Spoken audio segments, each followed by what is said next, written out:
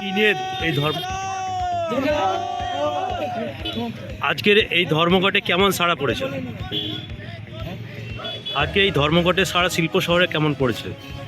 দেখুন, আজকে মূলত আমাদের 10টি কেন্দ্রীয় ট্রেড ইউনিয়ন, শিল্প এবং ক্ষেত্রভিত্তিক ফেডারেশন এবং আমাদের রাজ্যে 12 জুলাই কমিটি যুক্ত হয়ে আজকে মূলত গোটা দেশ জুড়ে সাধারণ ধর্মঘট হচ্ছে। আর পশ্চিমবাংলাতে সেটা যেহেতু মাধ্যমিক উচ্চ মাধ্যমিক পরীক্ষা আছে, শিল্প ধর্মঘট হচ্ছে।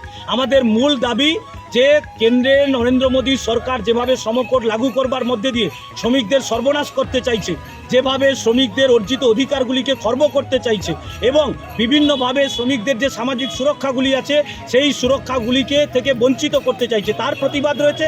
আর গোটা হলদিয়াতে আমরা স্থানীয়ভাবে হলদিয়ার বন্দর বাঁচানো এবং সেই সঙ্গে হলদিয়ার কারখানার গেটে গেটে সিওডি হচ্ছে না, দ্রুত সিওডিগুলোকে ফয়সলা করবার দাবি নিয়েই আজকে মূলত গোটা হলদিয়া জুড়ে আমাদের আজকে এই ধর্মঘটের সমর্থনে বিক্ষোভ অবস্থান কর্মসূচি চলছে।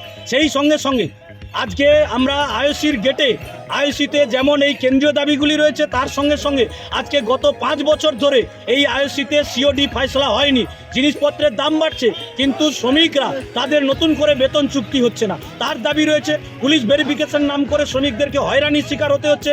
যারা অবসরপ্রাপ্ত তাদেরকে হায়ার পেনশন প্রকল্পের মধ্যে আয়তায় আনার ক্ষেত্রে ম্যানেজমেন্টের গড়িমসি রয়েছে।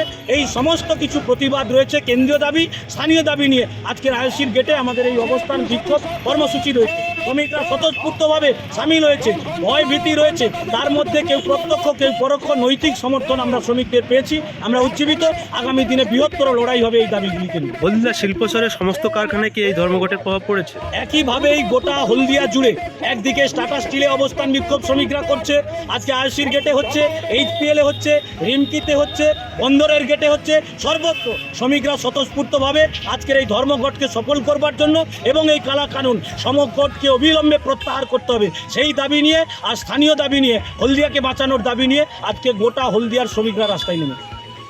আপনার নাম?